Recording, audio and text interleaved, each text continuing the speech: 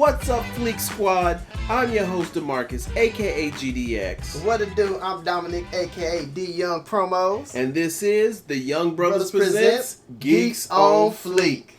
Well, it's still the last day of San Diego Comic-Con 2015, but everybody knows Sunday is like the winding down day. Mm-hmm. So we're going to call this one the SDCC 2015 Hangover, because all this stuff that came out all this stuff that's coming out is SDCC centric. Yeah, so that's what it's all about today. Everything that popped off at San Diego Comic-Con 2015. There's a lot of stuff we want to talk about.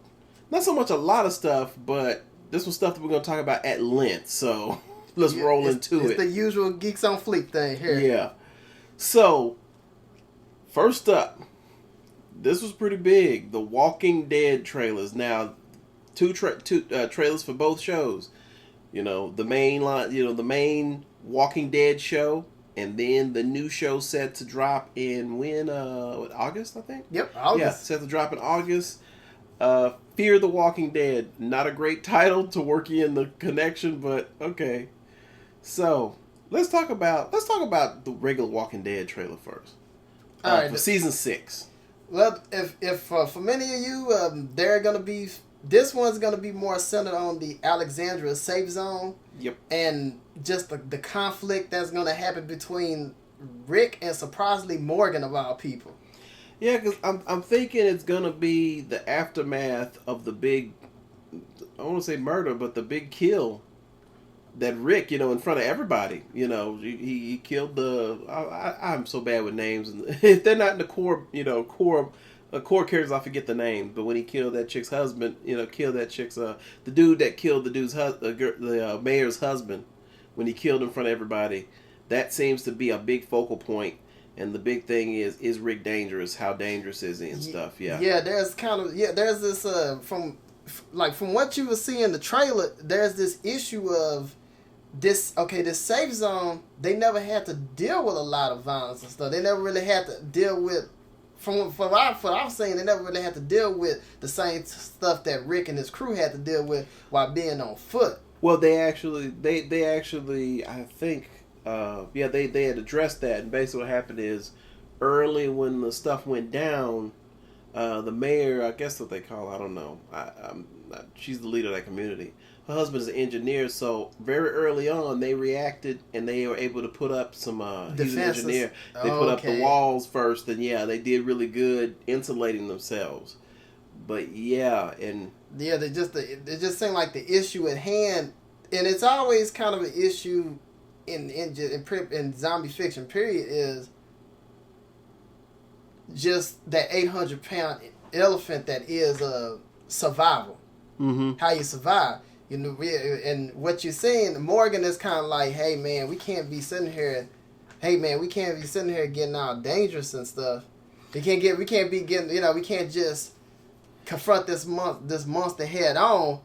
Yeah. And Rick is like, dude, you're gonna have to one of these days, because trust me, this shit that you got is gonna end. It's gonna crumble. No, it's crazy. And it's really crazy talking about the season 6, the theme of it. Because I watched season 5, and I think the reason why zombie fiction does so well nowadays is because it's one of those few pieces of fiction where that you can actually put yourself into that situation. Mm-hmm. Like you watch Freddy and Jason. I don't really put myself in that situation. Yeah, you can't. But zombie apocalypse is kind of like, it's pretty much like shorthand for a collapse of society. That said, I would definitely go into survival mode, in this situation. But when the survivors got into Alexandria, they were really fucking weird and fucked up. And it was like, they had essentially, I thought it was kind of ironic, they became a team of Shanes. There you go. They said the name. They became a team of Shanes, and it was funny because, a couple seasons ago, what's her name? The chick that they just totally Andrea. Yeah. Andrea told Shane that you got to get some chill, boy. Yeah, and now you got a whole crew of survivors that has no chill. They have whatsoever. no chill because they were quickly. They just they were freaking out, and I think that turned a lot of the the citizens, the inhabitants of Alexandria against them. And because they just got really weird, and I guess you can kind of understand from their point of view because they met they've been through the shit. They met other people, and it never ended well. Yeah, you know what I'm saying? Fucking Terminus was just like them terrible. Just coming out of Terminus. So they're like, we can't. They pretty much like we up around the club, fuck everybody, and pretty much like that. I mean, there's no clubs, but you get the drift. And coming off of Terminus, and church thing with the cannibals, I can see that, but it's almost like, look, somebody should like say, okay, man, we got to be cool about this and not like freak these people out because they're kind of uninitiated to this whole thing. We gotta, we gotta back up the importance, but you gotta be cool about it. So it seems like it's gonna be a really just a heavy season focusing on Rick versus Morgan, which is funny because Rick has seemed to have lost his, I don't want to say his humanity, but to some degree, he's becoming Rick-tator. And he's like fully, he's fully realized Rick-tator. I bet Shane is laughing, boy, in his grave. He's like, motherfuckers. Yeah. And then Morgan, Morgan, like everybody's saying, is he's become more zen. It's like, I guess after, being in that little town or whatever by himself and damn near losing his mind. He lost his mind for a while. After son died, I guess he found his happy place. So it's weird. It's very weird. And I was going to try to get into The Walking Dead being different from the source material at this point, but that's a dead horse. It's a foregone conclusion. It's obviously going to be different. I mean, hell, Morgan is alive. Yeah. And, and now he's a part of a central conflict. Yeah, because spoilers, in the comic book, Morgan is like dead around this point. Yeah, he is gone. And his character was just like, when his character came back, it wasn't even that cool, so that's weird. Alright, so that's Walking Dead Season 6. Definitely looks to be like a very intense, very strong season. Yeah, let's hope that they make every episode count. Yes, please. Because I hate those spots. Yeah, we don't want that deformed type shit again. We don't want you to be stretching stuff out. Because they'll do that. No turkey meeting, man. Yeah, they'll do that. Like, the season will get really good, and then episode 7, they have these weird side stories where they start talking to each other. Yeah, it's like some Attack on Titan shit right there. Like, I don't mind the side stories, but they're just so damn boring. Yeah, you just really like are. It's just like, can you give us some action? Yeah. So, Fear the Walking Dead. Now that trailer, woo! Okay, the teasers leading up to it just kind of made me want to cry because since like 95, 97, I've had this idea about, basically I wanted to do what's being done with The Walking Dead now. I wanted to do a long form zombie fiction on TV. And I had this idea of basically showing people in everyday life and then how zombies come along and ruin it and, And it's funny, the first couple, and I'm not saying that they ripped me off. No, it's great minds think alike. Yeah.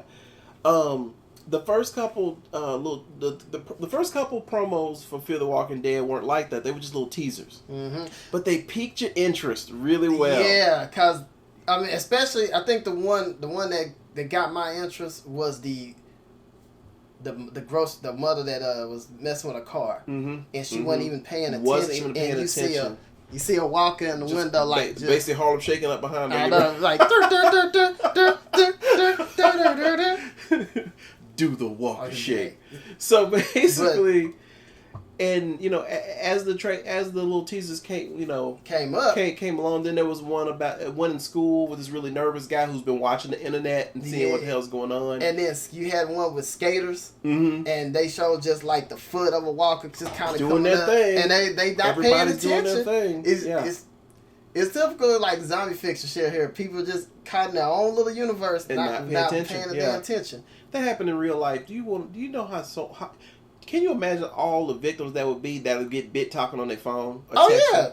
There'll be 1 million people getting bit on that damn phone. Yeah, people. Well, sure. Just look at just people even maybe just out shopping. Yeah, just in your own zone. Well, heck, the messed up part of the hell, like me. When I run I do my errands and stuff. You get in your zone. I get in my zone. I got my headphones. I'm jamming. You see, the zombie world, you're gonna get got like that. But so yeah, I mean, Fear the Walking Dead, it looks good. Yeah, that looks trailer, really good. Very man, tense. Very tense, and it seems like they're kind of making a commentary on our times because you know here we go where there's stuff coming out on the internet and that cover up. The mainstream media cover up. Mainstream media's covering up, but you got people saying, "Hey man, that's some shit is going on," and people are not, and people are like, "Oh no, if we was just gonna wait till the mainstream news get it," and you got, and I think they're gonna even make motherfucker. The mainstream news isn't gonna tell you anything of importance. Yeah, it's gonna be your Young Turks, your Storm Cloud Gathering. Yeah, you know those type of people. Yeah, and. Yeah, and I liked it. Yeah, it was and then I think they even gonna get on the rides too. They gonna pretty much because you see the scene where I think they declare martial law. Okay. And I think I seen people like kind of getting at the cops and stuff. So I think they're gonna even make a little commentary on. And they picked one hell of a city to do it in L.A. L.A. So LA. It's just now I'm gonna tell you one thing definitely, because we always get people always get caught up in the black and white thing. In fiction and stuff like that, and it's like, man, we need other races being represented well.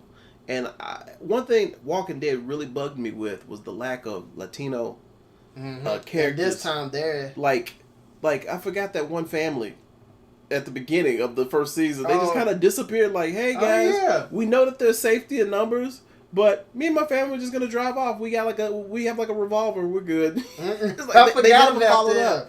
And then you had. Then you had that gang that was helping out the elderly, and that was cool, kind of subverted. But in that deleted scene, and I'm just going to count it as canon because we haven't heard anything from them ever again. It was revealed that the nursing home got overran. Damn. Because Daryl, Rick, and Glenn for some reason came back into the city, and they wanted to check them out and help them out and get them out of there. So man. So it's like, okay, so we need some more Latino characters because that punk ass lackey of the governor. Come on, man. Oh yeah, that dude. So that's kind of that's cool too. And but I just love just how that trailer. I love how the trailer just build the chaos up. I ain't gonna seriously GDX. I'm like, man, they need to recut the trailer and put Kanye West's Monster on there. Like I'm gonna give a no go on that because I they've already ruined the trailer with Power for the Fantastic Four. Kind of, damn it, make me want to watch that movie even less. But yeah, it's cool. I like this. It's funny because I thought that I wasn't gonna be into this. I was the same way. But it seems like thematic, theme wise, style wise, I can believe this takes place in the Walking Dead universe, and it's cool that they're actually trying to venture out, and do an original story. It's not tied to the books. It's not tied to the books. Truth be told, I really don't want to see these characters ever meet. Some people be like, I want to see these characters meet. Okay, you got to think, L.A. Walking Dead mostly takes place in the South. I don't know where they've managed to migrate up to at this point. But because there's going to be a lot of trekking. But I still think that they're pretty much in the South or very close to it. So... And it's been officially stated in Walking Dead canon that walkers outnumber people 5,000 to 1. Damn.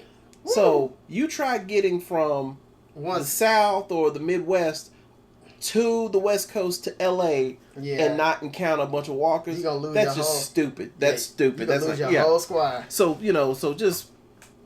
just kind of going off of that, I think it's pretty impossible for characters to meet. But I like this. So Walking Dead trailers definitely they got the point across. Definitely just got everybody excited. I'm ready. I'm ready. I'm ready, especially for Fear the Walking Dead. I was just about to say that. I think Fear the Walking Dead is going to be one that caught my attention because I'm like, man, this is a fresh start. Good. I think this is going to be a solid story. To me, this is like the live action equivalent to the Telltale prequels. Yeah, and that's another thing. Fear the Walking Dead is gonna let us. Let us look into the origins. Yep. I don't know if they're gonna say the exact cause, nature of the virus, but it's gonna take us into the beginning. So that's kind of cool too. And I think it's gonna be shot differently too. It looks like it's using the same filter as Agents of S.H.I.E.L.D. and Joy Kills. So that's where, that's yeah, where it's got a kind of very cinematic look. Yeah, very cinematic. I think they did it intentionally because it's in L.A. Probably change it up some to look up some a little bit. So definitely looking forward to that. Yeah. Now, more Dead. Yes. Another big trailer. We knew this was coming. Last episode before last, we showed you the picture. Him and his sidekicks. Ash versus Evil Dead. Man.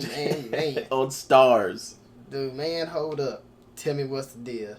Why Ash all up on my grill? That right there, man. That trailer looks damn good. Looks damn good. And the character Bruce Campbell is gold, man. Yeah, he is gold. And I like what they're doing with Ash. You know, I like that he's kind of making fun of the fact that he's a bit older. With the girdle. And I think he even got dentures now. Dentures, I'm like, what the fuck? But it makes sense, though, because you probably been fighting. He's up in age, dude. Yeah. Yeah, he's up in age. And I did like the quips with the girl. Mm-hmm. Cause I think the girl is gonna be like, she's gonna be like the ensemble dark horse. People gonna like her. The deadpan snarker. Yeah, she is just a perfect companion for Ash. Pablo didn't really get a feel for Pablo yet. Yeah, Pablo. Yeah. I mean, yeah, you didn't get a feel for him. I like I said, I hope that he's the religious guy, so that's kind of a little stereotype there. Yeah, I kind of hope that he ain't too stereotypical. Like you know, we've said that we want better Latino characters in fiction, and I just hope Pablo becomes that character. Yeah, you know? He becomes a stronger character. And then shit, you got Lucy Lawless up in there. You know, you got that Raimi production posse. Yeah, she was that voice. I was like, please don't die in the first episode. Yeah, please don't. We ain't trying to have that Agents of S.H.I.E.L.D. fuckery that happen. Oh, man. But it looks good. Yeah, the action, I love the action. I love, the throwbacks with the zoom. Oh, yes. And the quips. Oh, that scene when he kicked his boomstick up and then he blasted that. Perfect. I was like... Now... I was like, whoa. And how good did that footage when they did that flashback look? Yeah, it looked like it was it was shot now. That was like, there's a part in the trailer, when they show a flashback from the first movie or maybe second movie. And it just looked really, really good. I'm like, damn, that must be like, a remastered version or something. And I'm just kind of curious. Like, I remember, like, in the trailer, he said he's gonna find somebody. He's looking for somebody with the magical words. I'm wondering if the old wise man gonna be in there. Like, somehow they gonna sneak him in, and heck, I maybe even sneak Sheila, his ex-love interest. Mm-hmm. Hopefully so. Yeah, it's just, I'm excited. I'm really excited. I mean, dude, like, I seen on my news feed, man, most of my friends, a lot of my friends who's into that, a lot of my geek friends, they were so turned up on it. My body is ready. Yes. Like, I ain't ready for Nintendo. My body is ready for this. So, Ash versus Evil Dead, not the. On Stars, great channel for that too. Yeah, great channel for that. So I just kind of hope that maybe Stars can maybe get along with Netflix again, so they can put that show, so we can have that on Netflix. Cause y'all know it would kill on Netflix. There's no way in hell Netflix or any of the other streaming services is gonna make a bid for this. That's like, that's money on the table, man. That's gonna be like, that's gonna be a huge. People gonna be chomping at the bit for that to be on the streaming services. So, Ash vs. the Evil Dead, we're still rolling on San Diego Comic-Con. We don't even have to set up these crazy transitions. This is just San Diego Comic-Con. But this next one, okay. You know what? I'm not going to even mention their competition because we talk about them so much. We talk about it so much. We always give them praise. We are, because the damn topic after next, we're going to still talk about them. But let's just put it like this. Let's just say it. Why the fuck it? Marvel not being at Hall H was probably it was a good look for everybody else because everybody else got to shine. But it was but I think it was a bad look for Marvel though. I don't think so much it was bad. But I know now after. But Marvel's like, they like we ain't gonna leave Hall H again unless.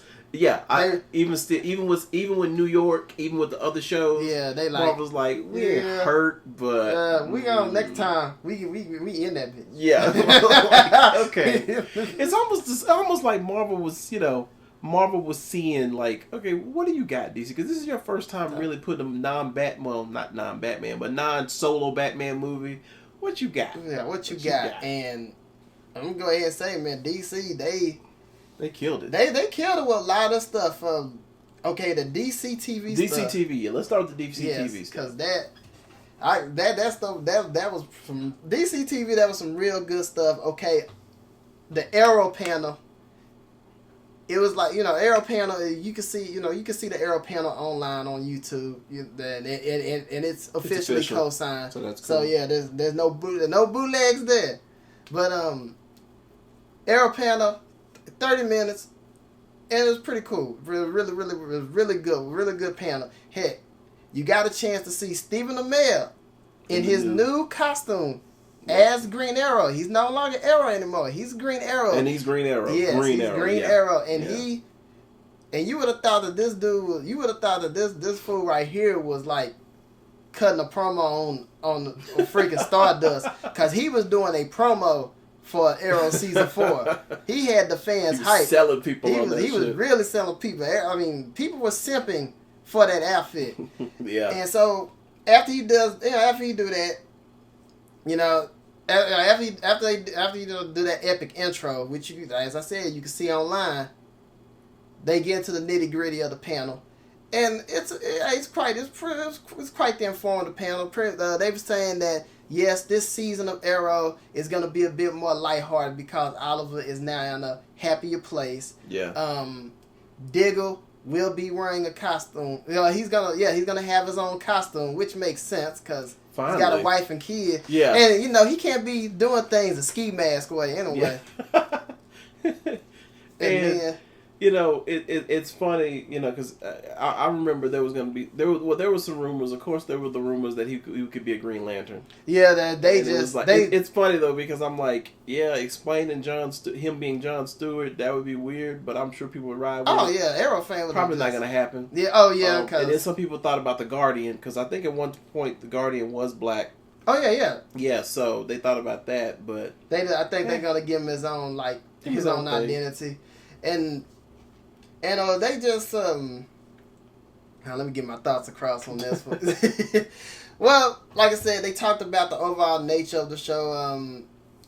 You even got a chance to just kind of see the cast. The cast how they vibe off each other. I love that cast. Yeah, they got. I can't hate them because I don't personally watch Arrow. I need to go back and watch it. It's just I don't know, and I love the dark action stuff, but just for some reason Arrow just really hadn't connected with me yet, despite the Flash crossovers and stuff.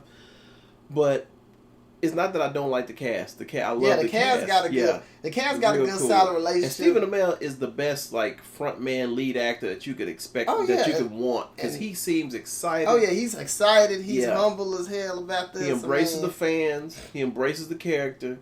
It was funny because the actor that played John Diggle, because somebody asked what's gonna be his character's name, and he made the joke. He made the deadpan joke, the black driver, and people died laughing. Wow, that's everybody. That's a good joke on Arrow. The black driver. But when fans ask him questions, it was kind of just your basic stuff. It wasn't like some hard hitting stuff, but you could tell that they're really happy for this season. Hell, John Barrowman, he's definitely excited about being. Well, damn, this is a spoiler. Hopefully, the rest of the fam ain't around. But he's got a new. Let's just say that. Yeah, he's got himself a new position. And he got a ring on it too. So, I'm just gonna leave that for y'all. But great panel, and then another thing, big surprise. Yeah, they did say that a major Batman character is gonna be in there. Okay. Anarchy will be in Arrow, and then another because that's what Arrow's been doing. Arrow has been Batman light on TV. I think that's another fucking reason why I can't completely ride with Arrow because it's I know, take Arrow, give him all the Batman shit. Damn. Well, see, fans, look at that. It's for you fans who get mad at us about the Mo Marpo prophecy. Shots got fired, DC. So yeah, so you want to lead in the? You want to do Vixen? You want to do Vixen? No. I bet Cisco want to do it. So Vixen. Yeah, we say, and yeah, that was so we saw the Vixen trailer for San Diego Comic-Con. Now Vixen is going to be a miniseries, animated miniseries, on DC WB CWC. And yeah, it's set in the Arrowverse because the actors they're playing all as the a actors character. reprise their voice. Yeah, they reprise their voices for this animated thing. Animation looks pretty much on par with the direct-to-video DC stuff. It's funny because the actress that plays, I can't even pronounce her name, but what's her name? Oh, I thought you were gonna say. Okay, I don't even know. I thought you got the name of like her identity, who plays Marie McCall. You know the human identity. Of Vixen. Yeah, that chick. She was on the 4400, and she actually looks the part too. So, and I'm hoping that Vixen does well. So we can see her and she can be Vixen physically on TV. So that'd be great. That'd be really cool. Some people like when they saw the trailer, they were like, "Why can't there be a live action show?" I'm like, I kind of think that too. And I think that's a good little response from fans. Mm-hmm. That speaks volumes. You know, they like, hey, we want a live action thing. So let's hope that this isn't a throwaway. Yeah, let's hope that the CW, they're smart enough to really just put this on every available stream. Well, they probably have it on Hulu, but let's hope that they push Vixen so she can get that attention. So yeah, I mean, DC TV, you got some? Oh yeah, I was just gonna say so you can have another awesome female character. With them. Yeah. DC TV, definitely a good showing. Oh, Legends of Tomorrow. I was hoping to avoid that. No. Sorry, Legends Tomorrow. Yeah. Well, Legends Tomorrow panel is pretty much like an Arrow panel. They were just answering your basic questions. Good God, the actress that plays Hawk Girl. Wow. Yeah, I was like, she's fit. I was like, I was like the dream. I was like, I'm in love with you, baby. Because for some reason, I think it existed. I don't want to call anybody out, but I think it existed. There's a video on YouTube called Outro to the Legends of Tomorrow panel, and it shows the actors just kind of getting up and walking off stage, and when the actress that plays Hawk Girl walks across, it's like, oh my God, like this girl is fit, man. But she said she did some boxing and martial arts training to prepare for the role. Well, and what's kind of cool is that she even said that DC gave her like a shit ton of comic books to wisen up on the character. I hope maybe she should watch some Justice League Unlimited. That's where she needs to base most of that. Yeah, but they did reveal something really important that made fans like real excited. Hawkman will be, I think, with the Legends of Tomorrow. Okay, Carter Hall. I was like, okay, there you go, Carter Hall. Then we got Jay Garrick. Is he? Flash. Yeah. Well, now the Flash panel, I didn't get a chance to watch the video on that, but a lot of the major notes they already had in articles. Jay Garrick is gonna be in there. Come on, you saw the finale. You saw the finale. Yeah, when the hat came, it was like they were like, "What the hell is that?" I love that reaction to that. And I think how they gonna work Jay Garrick in, I think maybe they saying, I think a theory is he's just gonna be from an alternate reality. I'm not sure, like maybe alternate reality, or maybe that I'm not surprised, because once you take the lid off of alternate universes, they can have fun with that. So that's probably gonna be the way they get Supergirl. Which I can't wait when they do that. Yeah, when they get if they smart enough and they can get Supergirl in there. Oh man, but let's see. Wally West is gonna be in there too. He's confirmed, and he's going to be a brother. Yeah, which makes Irish sense. And Joe. Yeah, I said Irish. Iris and Joe. So yeah, there you have it. And then last but not least, with the people with the characters that are gonna be on air or gonna be in Flash. This is a weird one because it's like we already have this character, but it did not. Zoom. We're gonna have Zoom. Yeah. So yeah, first season we had Reverse Flash. this season we're gonna have Zoom. And me, I'm thinking it might be Eddie. Somehow, maybe because of what he did, or maybe he realized, for shit, I gotta keep the timeline going, or so something. I need to Zoom. go ahead and... That's funny to me because I just thought, I'm going to tell you, this just tells you how much I know about the Flash comics. I thought he initially had the name Reverse Flash and then just called himself Professor Zoom or Zoom. I didn't know they were different people. Yeah. It's the same costume. This is the same fucking character. You're not fooling us. I don't give a shit. It's a yellow Flash. It's Yellow Flash. He's like, I'm a grown fucking man. He's like, yeah, get the fuck out of here. That's just pretty much his mentality. Fuck out of here. Y'all know them Flash suits cost so much. But yeah, Zoom is gonna be it, so that's gonna be kind of okay. It's gonna be that's gonna be a little interesting. I mean, I'm hoping maybe Zoom is like a dragon to a bigger bad that they don't want to reveal to us. Mm-hmm. But it's funny with Arrow and the Flash that they do have their rogues, but on TV you realize that you burn through your own characters, so that kind of forces them to bring in characters from other DC, And it sucks to some degree. It kind of exposes those characters like, yeah, those rogues galleries aren't really... Yeah. And then the concept of having an arch nemesis in real life, well, hell, in a realistic setting, it's not real. It's not. Well, yeah, it's not real. No. It's so, you just have that conflict and boom, it's there. It's done, boom, done. And if it's to a really bad, severe level, somebody got to die. Yep. Or so it's like the superhero, that trope of the arch nemesis is weird on. It's weird. You see it in WWE. Yeah. You saying same people be fighting each other over and over again. But at least DC got the luxury of being able to pull from like their from their they have way more from their library. Yeah. So DC TV is doing their thing, man. And I think with DC TV, I think they're gonna kill it again. It's funny with this multiverse thing most likely coming up. It's gonna be funny. I think DC's gonna have their problems just like in the comics because you can just kind of see them going down the same path, just like Marvel is with movies. Like they're gonna eventually have their problems.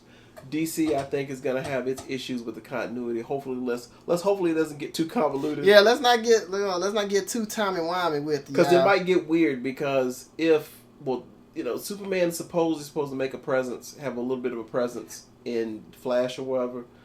If they cross over with Supergirl, it's weird. The fucked up part, I think I just realized it. They still upholding that ridiculous ass embargo on Batman and Superman. Oh, okay. But. So who knows? Who knows though? Depending, and fans, seriously, if you want Supergirl to be part of Arrow, and hey, like we said earlier, the first season of Flash kind of established they could do a reboot of sorts, and it would not affect anything. Yeah. But I'm pretty much excited for DC TV. I think they did their thing. I mean, Flash. Arrow's had its fan base, but Flash has really done lots to expand it, and yeah. So enough for DC TV. Next up, real quick one, still DC. Crossover was announced between IDW and DC Comics. We've got Batman / Teenage Mutant Ninja Turtles. The crossover I did not ask for, but I have learned over time that sometimes the crossovers that you did not ask for usually are the best ones. Pretty good. I mean, come on, you got Star Trek, X-Men. The first one was really good. The second one was pretty solid. A lot of people talk shit about it. Archie, Predator. That has just been making my jaw drop left and right. Good crossover. You've got so many of them, and then I hate to throw IDW under the bus, but damn. IDW. They pick up properties like nothing. Mm-hmm. Yeah, they got G.I. Joe, Transformers, Star Trek, Doctor Who. I'm not sure. Doctor Who. They had Doctor Who. Now they went back to Titan. My thing, IDW. They will get a crossover. They'll announce it.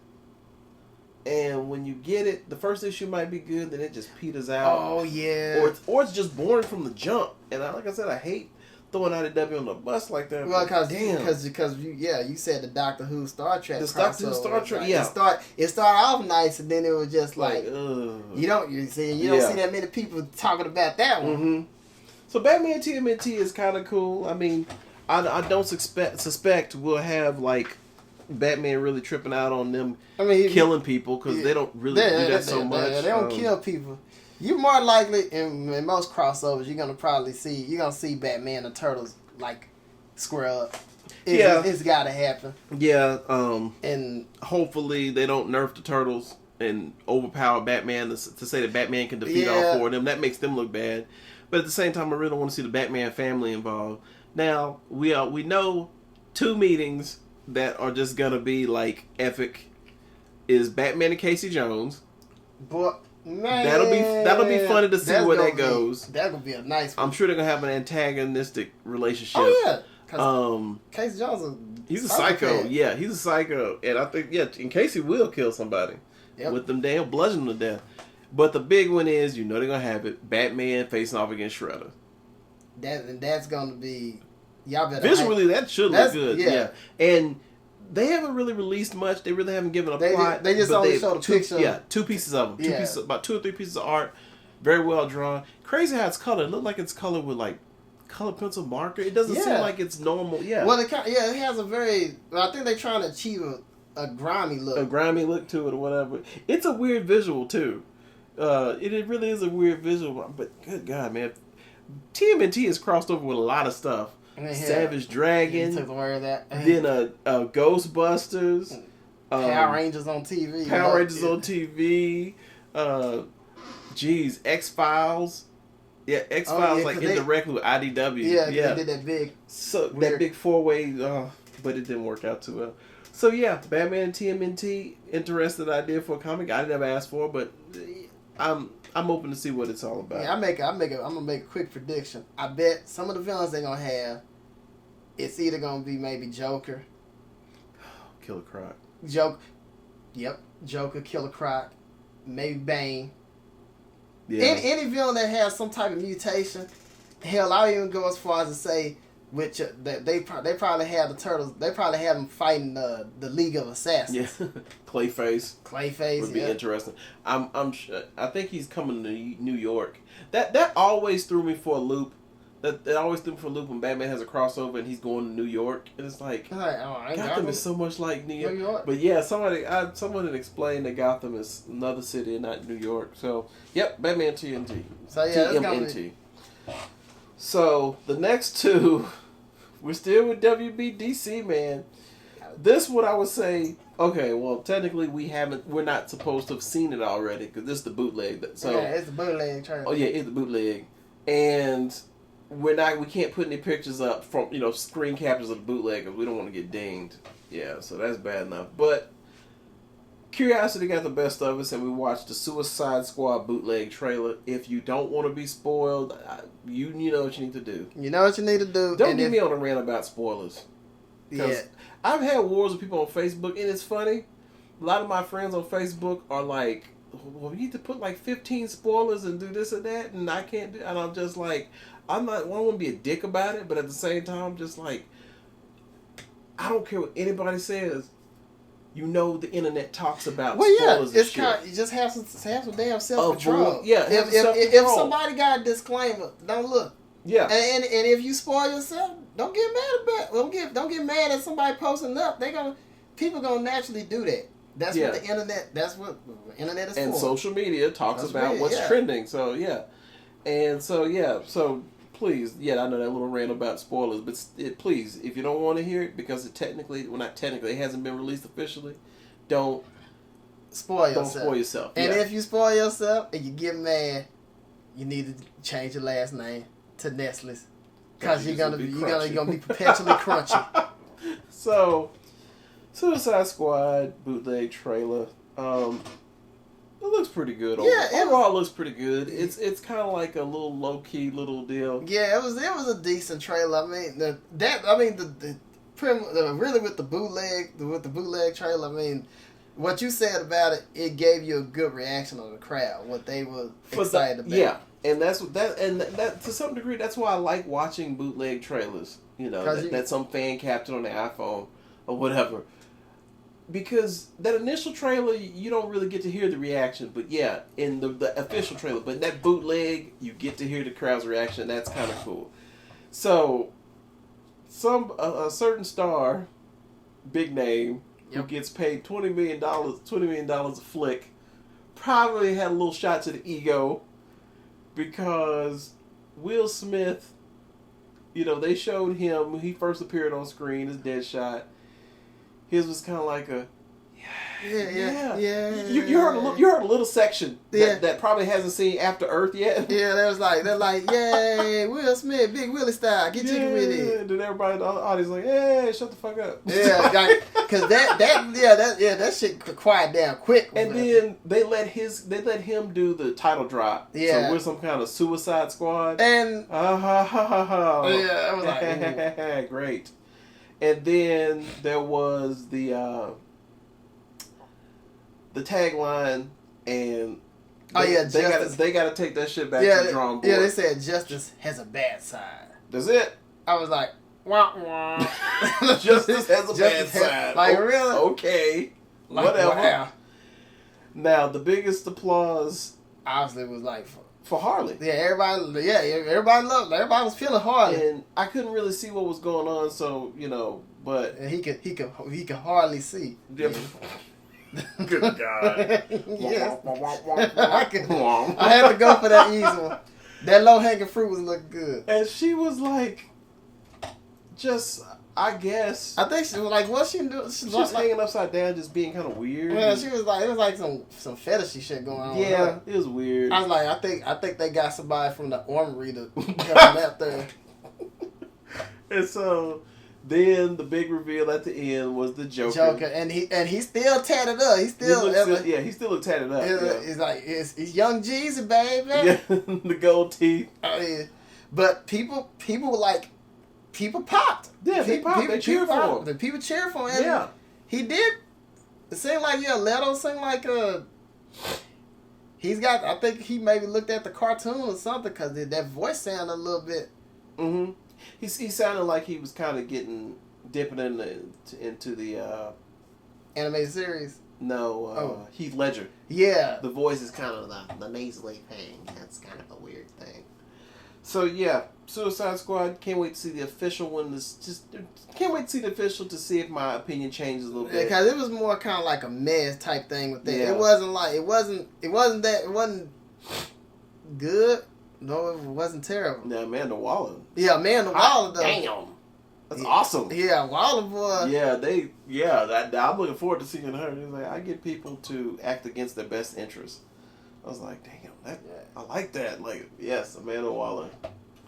So, that was the bootleg trailer, but that wasn't the trailer. That wasn't the trailer that had people talking. No. This trailer, it's just, we can already say that we like the damn thing. We love this damn thing. Yeah, this trailer, boy. This trailer basically is what we said that DC WB needed to they needed to drop out with this. They needed to put this out there. Especially because of Marvel wasn't at Hall H. Mm-hmm. DC needed to own it. And they fucking did, dude. Let's go ahead. I know that shit trended like very shortly after it showed. Yeah. It was everywhere. And they did it right too because they knew that something was gonna leak. So shortly after it premiered at SDCC, it was online. Yep. Yeah, it was online, and that was a good look for them. And Batman vs. Superman, Dawn of Justice, the first trailer. Man. It's funny. There were no comedy beats in that. Yeah. Not like your Marvel trailer. Yeah, there was. So you could definitely see the difference between the movies. And, hey, Marvel's got to do their thing. DC's got to do their thing. And, hey, I don't mind the difference when it's like this. It looks good.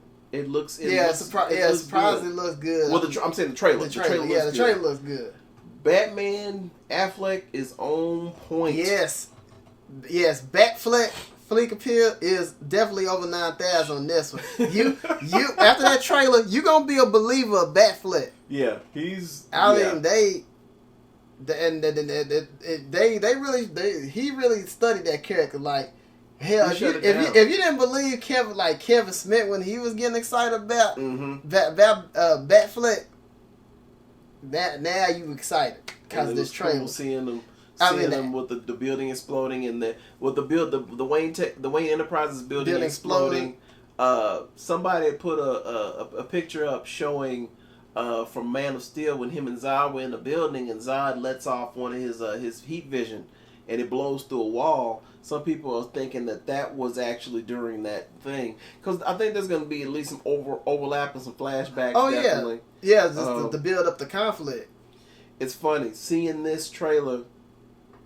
Was almost the equivalent, or costume-wise for Superman, it was the equivalent of me seeing Amazing Spider-Man 2 and seeing the original Spider-Man costume in play. They finally they lightened him up. Now he truly looks like Superman. Yeah, it's still a little darker red, but it's not fucking maroon. Yeah, it's not. It's straight maroon. It's not on some Superman Returns bullshit. Yes. Sorry, Brandon. And you're much better at Adam, I guess. And man, and with the the face off. He was another thing when you saw him shoot the grappling hook, the bat. Yeah, like, oh my god, he's moving quick. It's like damn, that's like they ripped this shit straight out of the Frank Miller stuff. Like it's probably CGI. Yeah, it's probably CGI. Him. Yeah, but it looked really good. But the face off. The face off was just what sold you. You just like, oh snap. You know, you got Batfleck looking brolic as hell, and these two, they about to square up. They about to square up.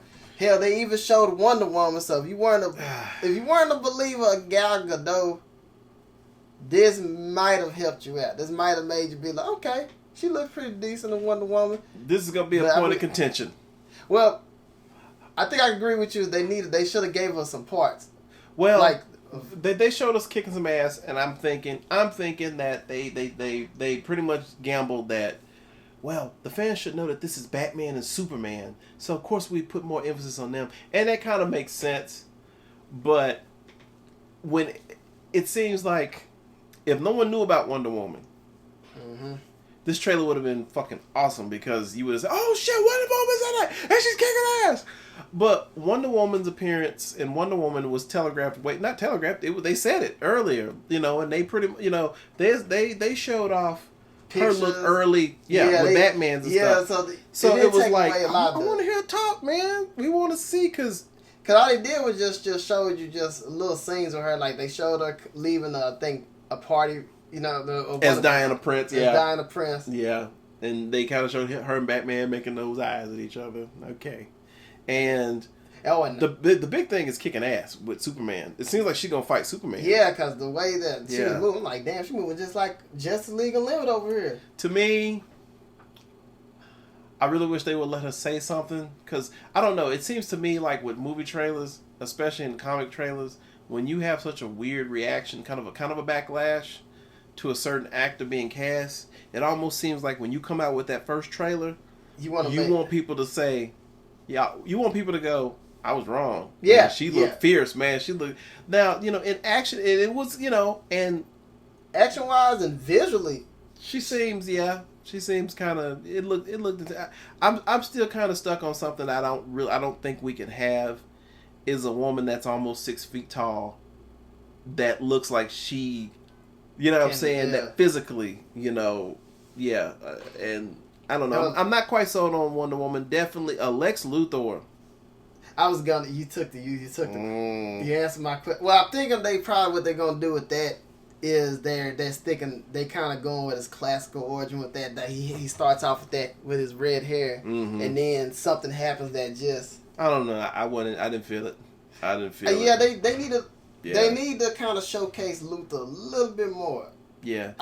And because there's so many parts to this, I think every character will get a character-centric. It was crazy. Hell, even Perry White had a little shine. I mean, he's bad mouth the Clark. Nobody wants to see Nobody wants to see Clark Kent versus Batman, motherfucker. We paid for Superman versus Batman. Yeah, I'm like, damn. But then, no, I guess he's gonna. I guess it's just it's an intense flick, man. Well, yeah, it looks really good. Yeah, just look at look how the trailer opened up. Mm-hmm. It's like the dude, Superman walking right into Congress. Yeah, and he have to he pretty much has to justify his actions, and the actions reside in them. It's crazy with Batman.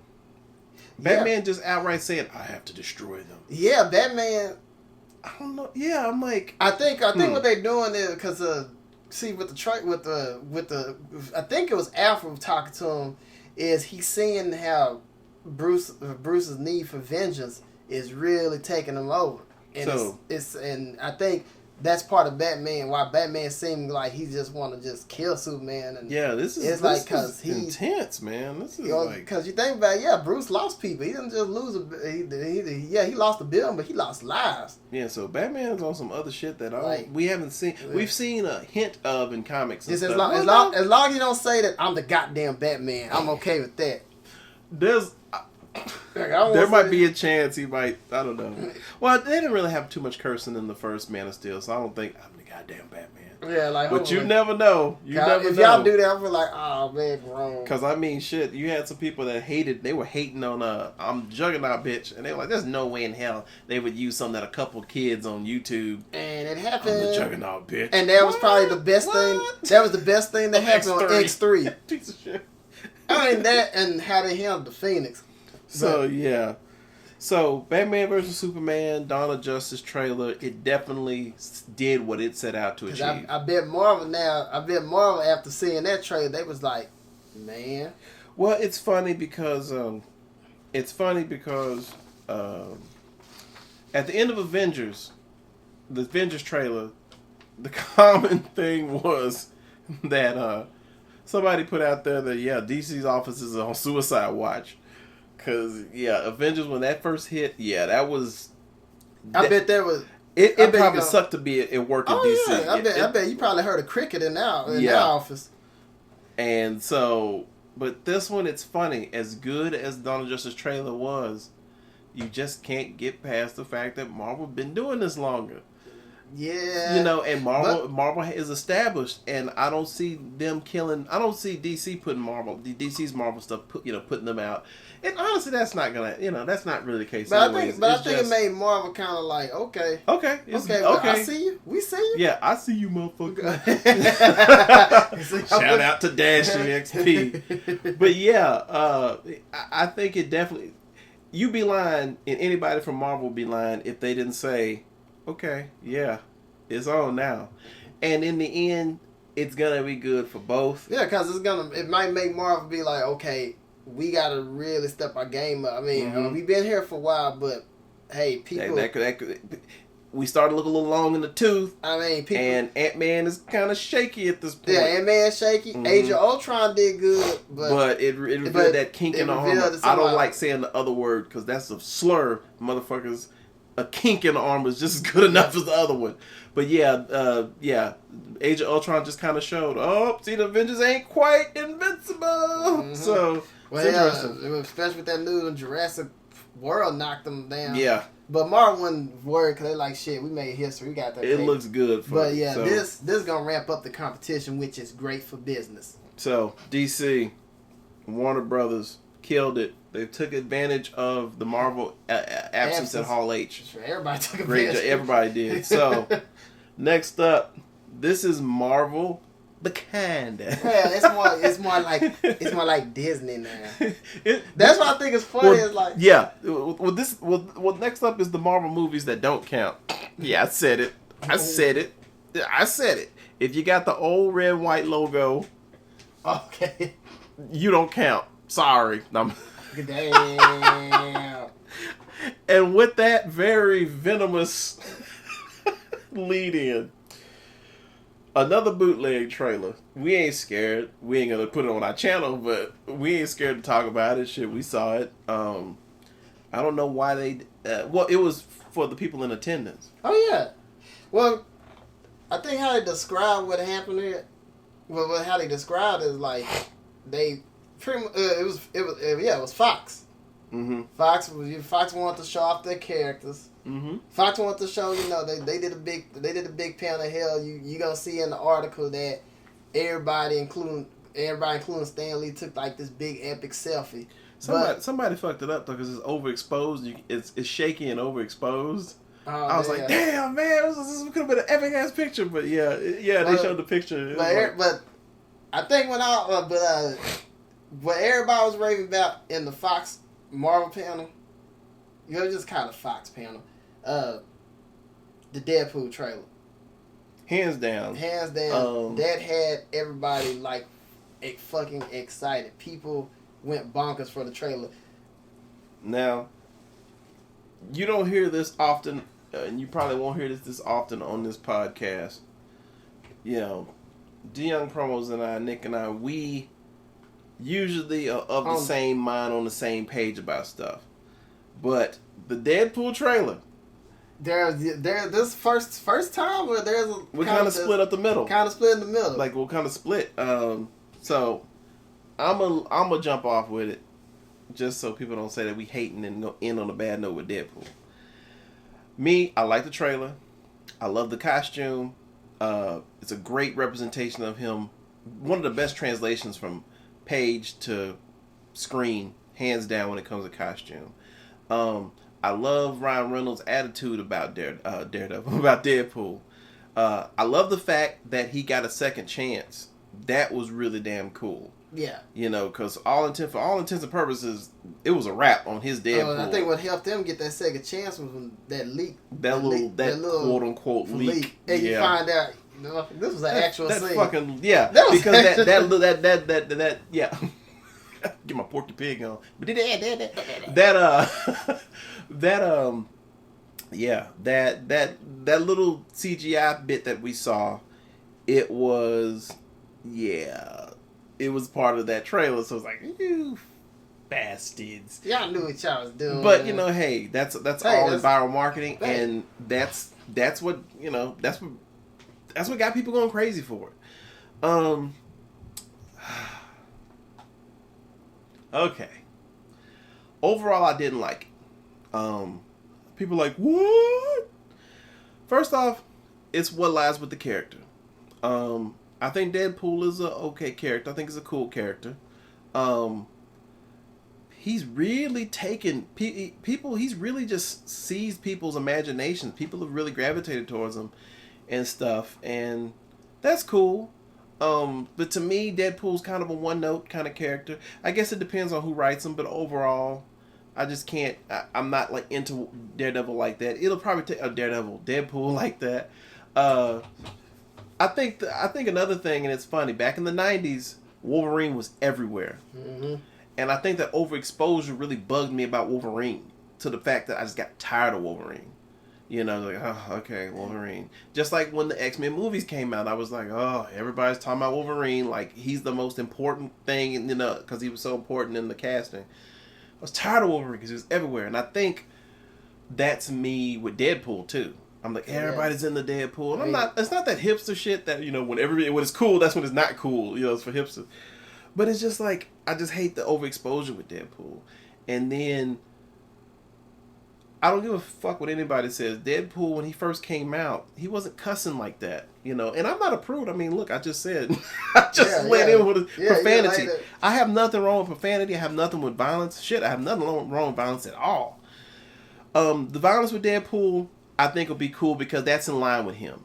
That's in line with the character. Yeah. The cursing and the foul mouth, that really came about relatively recently, in my opinion. Well, yeah, it's probably the moment when Marvel lost that Comics Code thing, and then they realized they let the lid off. They blew the lid off. Go 0 to 100 with with Deadpool. And it's funny because the violence is violence. I'm cool with the violence, but and spoilers for anybody that don't want to hear it. But Colossus makes a guest appearance in the movie, and he was in the trailer. I think he's more brolic than ever. Yeah, he's huge. I was like, damn. CGI has gotten better. What a difference 10 years makes. So Colossus slams him up against a wall, a car door, a car or whatever, and he goes, you chrome-plated cock gobbler. I thought it was funny. It was just like, Okay, I guess that's what Deadpool does. So I guess that's what Deadpool. Maybe it's. I think it's just. I could sit here and go on and on. I think it's just a preference thing. Well, Because I think maybe for you is the hype. It's the hype. A lot of hype that's built, and it's a lot of hype over this character. It's like y'all are acting like this is the second coming, y'all. Enjoy it, but y'all are making this thing up to be it's like Avengers 2. Because I was turned up about Avengers 2, like, oh shit, Avengers 2 is gonna be crazy. It's good. It's alright. You probably. It's pretty good. I mean, if you had Charles Barkley here, he'd probably be like, well, it ain't terrible. It ain't terrible. We got a lot of superheroes here. I don't even know. That's more like a drunk Kermit. But yeah, I mean, I wasn't.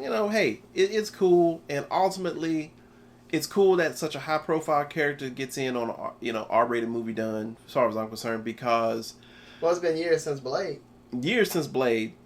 And I'm thinking that's the case. I think for Fox, they're like, man, we can kind of. I think Deadpool is gonna be a celebration of we can now do a hard R superhero flick. Well, and that's the thing too. Not just for the benefit of Deadpool, because honestly, the rest of the Marvel universe can't get this treatment. Punisher, that he's gonna be a TV character now, unless unless they say, man, we can spin off to a movie now. Yeah. But I honestly don't think there's a chance for an R-rated Wolverine movie. I don't think so. But all those comic books that were R-rated, like the indies, especially from the indies, that Hollywood was afraid to touch unless... This might make people more willing to mess with them because, now... R-rated superheroes at that. I think that's the big thing, because there have been R-rated movies based on R-rated comics. They were dramas or crime. Yeah. They weren't super for some reason. Hell, there was Watchmen, but they didn't get the love it got. It didn't get the attention. It was an R-rated movie. Yeah, it was an R-rated movie. Because when you're trying to do R-rated superheroes, I think there's some kind of disconnect, especially with American audiences. Well, yeah. Superheroes are generally for kids, and then when you make it R-rated, it's that shit with cartoons. Mm-hmm. That same fucking mentality. I think that's the problem. And because Wanted, that was a deconstruction of the comic book thing. By the time it made it to a film, they were like, "Oh, we got to get the superheroes out." I was like a busted. Okay, never mind then. So, but no, I will say it's a good trailer. The music in there is funny as shit. Yeah, but that was funny. I think, it's funny. I think they was doing almost a weird take that to like Guardians. Mm-hmm. They was like, you know what, we gonna use 90s hip hop. I mean, because they had Salt and Pepper Shoot. And then they had X Gonna Give It To You. That was funny. I bet sales of those singles gonna be rising up on Billboard. Yeah. But I think I'll come around once I think I'll come around once I see the official trailer. It released officially, and I'm not hating on Deadpool. It's just you don't get too turned up. Well, yeah. Well, for you, and I think in your case, you was like, that ain't my type of hype, baby. That ain't my type of hype. Whoa. That ain't my type of hype. Deadpool so fly. Pause. It ain't my type of hype. Shout out to Full Force and Kid Play. But now for me, I was pretty excited because I was a while excited with the trailer. Pretty excited. He fucking came into my studio cheesing. Yeah, he came in cheesing. Because I was amazed at that. I was like, damn, they took it this far with Deadpool. Mm-hmm. And everybody died laughing when he did the Take That to DC. When he was like, when you give me my superhero costume, make sure it's not green and animated. I'm like, ooh, that was some Booty Warrior Remus type stuff right there. Wow. It's like, I'm a warrior. But then they even made another dig, and it was kind of messed up because it was they had with great power comes great irresponsibility, and they timed this right because Stan Lee is a freaking strip club DJ. He cameoed as a strip club DJ. For real? Yeah, I think that was him. I don't know if he was gonna be in an R-rated movie. I think that was him in the trailer. Okay, I've got to see that. I got to watch that bootleg again. It looked like him. I was like, holy shit. The bootleg. See, I need clarification, y'all. Gonna release that damn trailer. I don't need to watch the bootleg again. But yeah, I think for that, and you know, after just turning up on it, it's like you real excited for this, cause it's like, man, first hard rated R, first hard R rated superhero. Yeah. And you got a superhero who his costume is damn near, well, no, it's mostly exact. But while you get that overall excitement, you kind of sit there like, you start thinking like, damn, this would look great. This would be great in Daredevil. This would be great in Avengers. This would be great in Agents of S.H.I.E.L.D. This would be great in the Marvel Cinematic Universe. Yeah, it's almost sad like that that Daredevil can't cross over with him. Well, yeah, well, like, it's just sad that Deadpool can't even cross over with the entirety of the Marvel Cinematic Universe because it's licensing crap. Yeah, well, it's funny because they have established Deadpool pretty well on his own adventures. They have established him pretty well with the mutant type side of things. I think it's more of a recent occurrence that he's been crossing over with the mainstream Marvel U. But it does kind of suck though, because it's like, man, he looks really good. It'd be kind of funny to see him with the other characters, but it's like, nah. It just see how they react. No, the licensing ain't there, and yeah, and crossing over R-rated things that might not. You know, overall, Deadpool, good look for the movie though. Personally, my preference, don't really care. It's weird for me right now, but hey, I will say I am gonna go see it though. I am gonna go see it because, you know, I'm not a huge fan of the character, but there's a lot of things that's around it that actually makes me, I want to see it. Like, it's cool seeing Rob Liefeld get his shine, you know, because even if you don't like the guy, you've got to respect his excitement. Yeah, he is. over Deadpool. I just keep messing it up. So yeah, Deadpool, it looks good. Yeah, you know, even though I'm not totally on board yet, it looks really good. So, more panels. Not Marvel exactly, but owned by Disney. Owned by Disney. The big Megaton bomb. Now, honestly, I won't call it the big Megaton bomb. I mean, that was Deadpool and Batman vs Superman. I'm surprised because I wouldn't call Star Wars this. I mean, there's just always.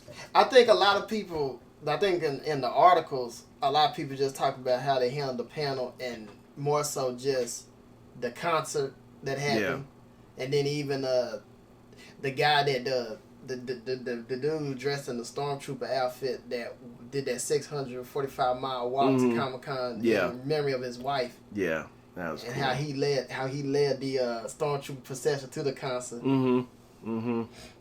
A lot of cool stuff in that one. A lot of cool stuff from that panel. Star Wars is big. You know, it's funny because it's like, it seems like Disney, they pull back with Marvel so they could just unleash with Star Wars. Like I thought they would. One of the big things with Star Wars panel, it was really cool. Not the panel, but it was cool seeing the behind the scenes. They didn't have a big trailer yet. Yeah, they have a huge trailer, but they just had that little promo. They had a little promo, and to somebody who was dying to see the next trailer, they might be disappointed. But I think everybody got it, what they were trying to do. It's a 3-minute behind the scenes type thing. It's official. It's on the Star Wars YouTube channel. That little feature was to show everybody, look, we are trying to. Not trying. We're taking this old school. Yeah. Everybody on set is happy to be here. Fans are making this. This is practical effects. We're using actual settings. Now you could be a cynical dick and say, well, they could have been trained to do it. They get paid to look happy or whatever. I don't know. I get the general feeling that it was Well, heck, you look at the panel. I mean, you look at, like, when you watch the panel online, you're gonna see like most of these actors, especially the new castmates, are happy as hell. Especially John Boyega. When a brother get a paycheck, we happy. We happy. And John Boyega's ass was happy. He was ready to attack the block. Okay. John Boyega, man. Shout out to him, man. It feels good seeing him do really well and be a part of something huge, because I thought, I thought he was like, I knew there was something with him in Attack the Block. Like that's when I first saw him. I think that was his first movie Oh too. yeah. And you know, he just had a presence, and it's really cool to see him just eating it up, having a good time. Hope don't be an asshole. Don't become an asshole. Yeah, for real. Don't ruin yourself, man. He seemed like he was having a good time, and that behind the scenes, you know, of the Star Wars, it seemed like a good time on set. And the panel was more like an extension of that. They couldn't really get into detail. The only spoiler that happened was the name of the base, the name of the what's the name of the bad guys? Well, the name of the Empire's base. I'm just gonna call it Empire. We'll call them Empire for because they do have a different name. But the name of but they revealed the name of the base, and it's called Star Killer Base. Yeah, it's funny. The one that I was like, you kind of smacked on that one, like Star Killer Base, really? No, get the fuck out we here. want the Force Unleashed Star Killer. Yeah, we want Force Unleashed. He should be canon. Fuck out of here. But there you go.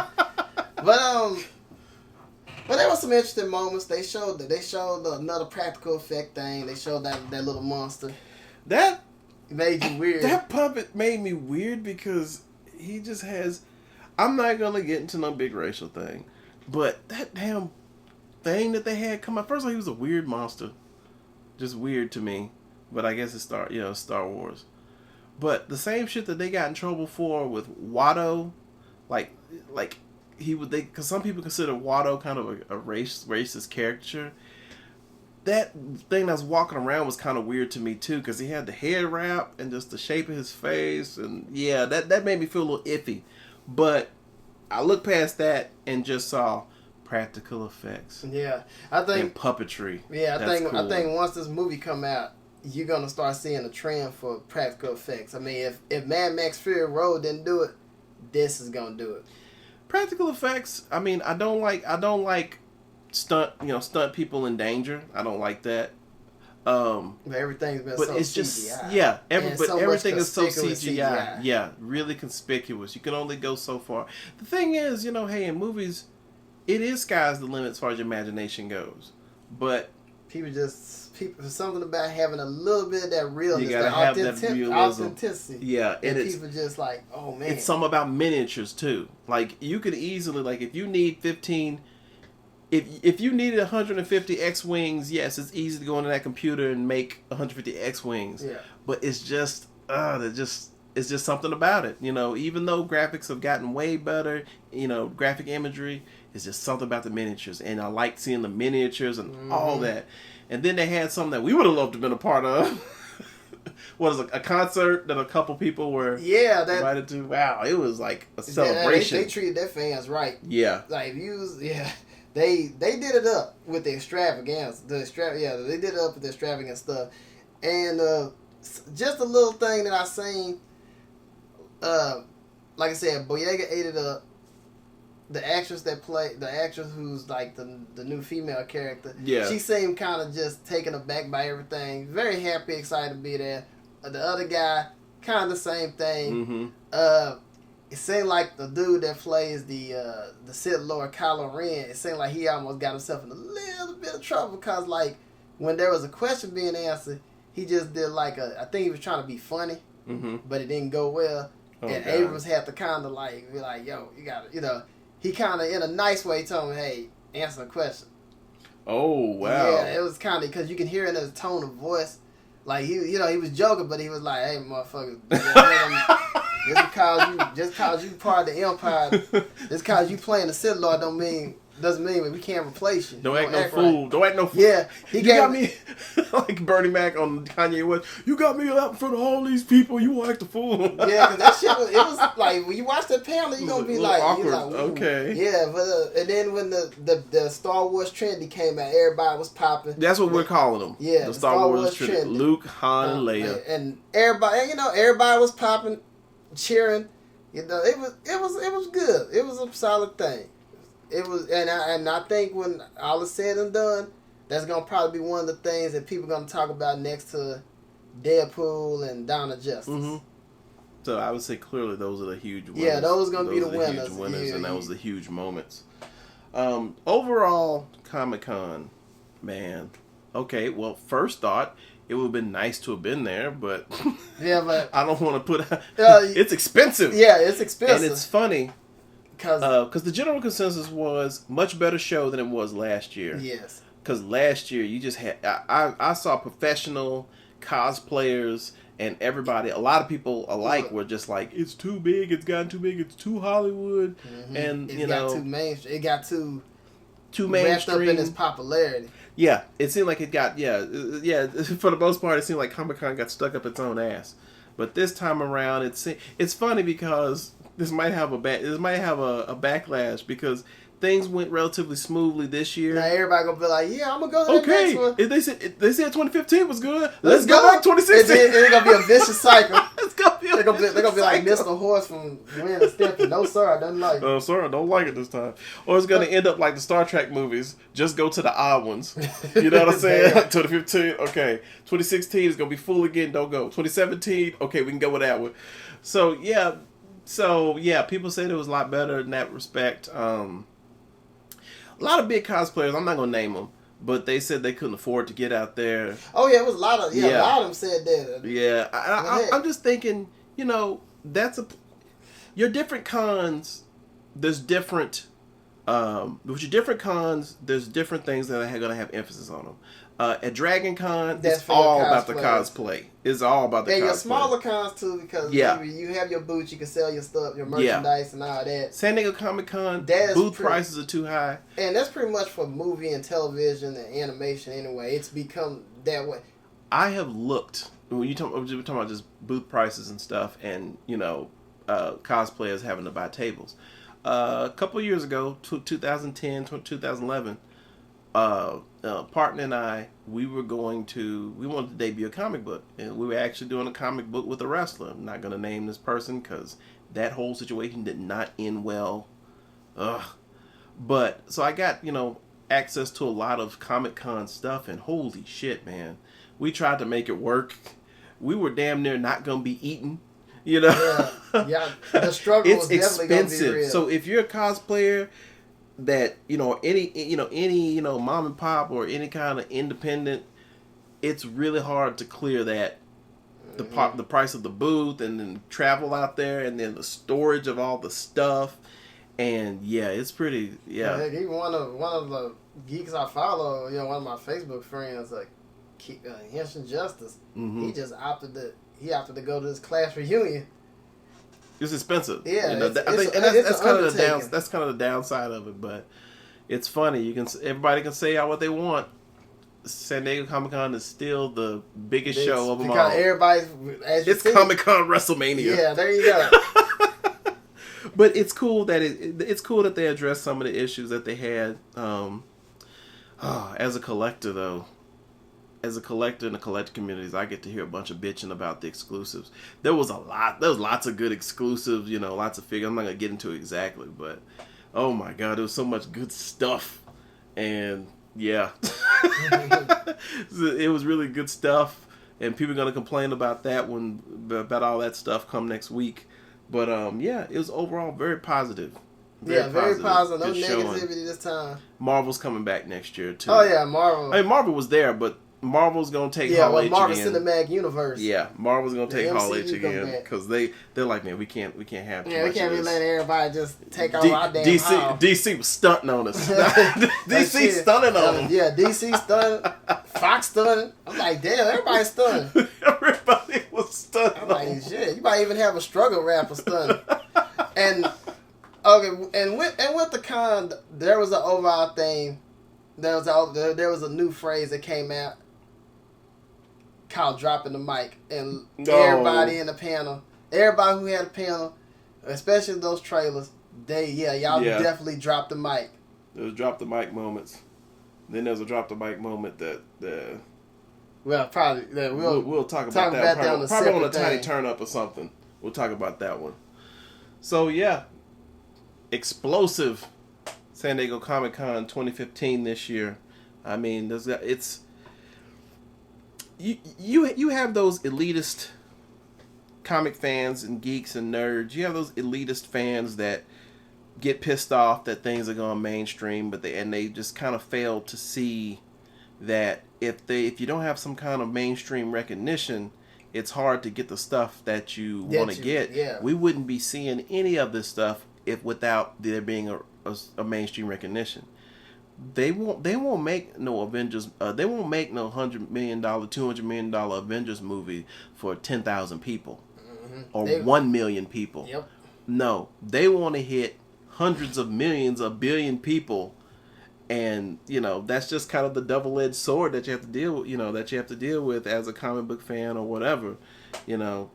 I'm glad to see basically what I'm getting at is it's a good time to be a comic book fan. There you go. And the coming years are going to be crazy. Stay alive. Yep. Because 2020, we're booked solid. So, San Diego Comic-Con 2015, great show, great reaction. Hopefully one day we'll be there directly. Yes. Coming to you direct. Maybe hosting a panel. That'd be crazy. Hosting a panel. Oh my God.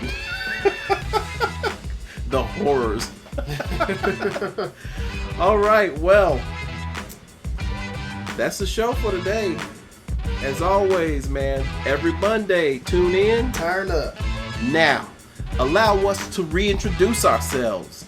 I'm GDX. And I'm the Young Promo. Collectively known as The Young Brothers. And that was Geeks on Fleek. We out. Peace. Peace. Deuces. San Diego Comic-Con 2015. We out, bitch.